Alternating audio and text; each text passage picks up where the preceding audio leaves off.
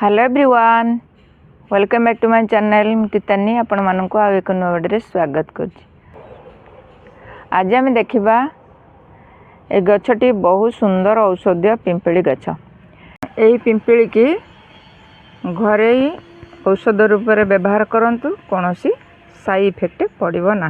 ये गछ को वैज्ञानिक नाम रे पिपर लंगम लीन बोली कही, हिंदी रे पिपली पिपर बोली कही। ए गछटी को आपण माने बाड़ी रे लगांतु, बहुत इजी रे गछ होता है। विशेषकर एथिरे किछि खत सार दरकार हुएनी।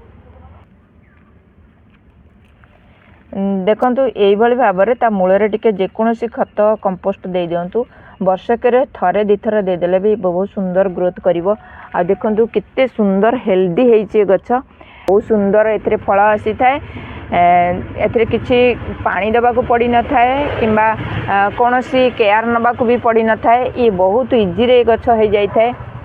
ए पिंपली गछ नटा जातीय गछ, जेकोसी गोटे बड़ गछरे लगैया को पड़ी थाए, जेमिति कि नड़िया गछ हो, ताला गछ हो, एमती पिजुली गछ हो। मु पिजुली गछ को मड़ेइछि।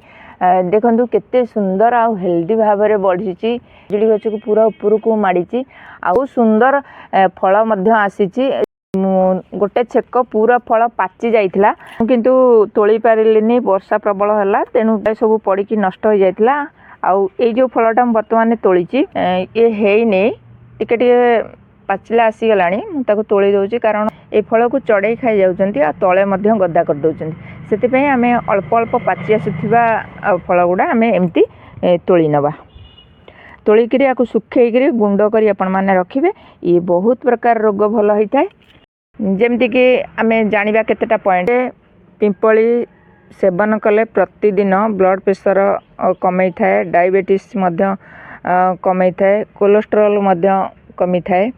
ता सहित काश कंफ श्वास रोग गला सफा करि थाए।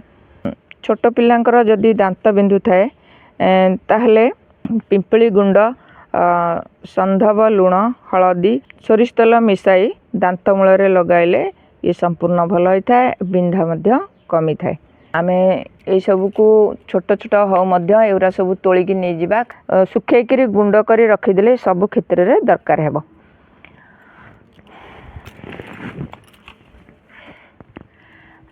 देखले तो आपण मानकर जदि गछ नाही जा बाड़ी रे अच्छी बकेट डाल नहीं लगेदेले ये पूरा इजी रे हो जाए थाए। ये देखंतु मनी प्लांट भलिया सबु आड़े आर चेर थाए। जेमती आमर गोलमरीच रे जेमती आमर थाए चेर प्रत्येक गंठी रे, ये सेमती प्रत्येक गंठी रे आर चेर सब थाए। आपण माने नहीं जिबे जेकोसी जगार लगे देबे आ से बहुत सुंदर ग्रोथ करिवो आ हेल्दी मध्य रहिवो। जेकोसी गोटे उंचा गछ को आपण माने मड़ेबे। देखले तो आपण मानकर जदि एई भली गछ थाए तार एई भली टिके जत्न नेले बहुत सुंदर एथरे फल आसी थाए। आ जदि मो वीडियोटा भल लागुथाए तार लाइक कमेंट शेयर करिवे। आ मो चैनल जदि आपण माने नुवा देखुचंती ताल गोटे सब्सक्राइब करिवे। आज पई एतिकी पुणी आसीबी आ एक नुवा वीडियो नुवा टॉपिक सहित। सेते पर्यंत गछ लगाउतांतु, भले थांतु। जय जगन्नाथ।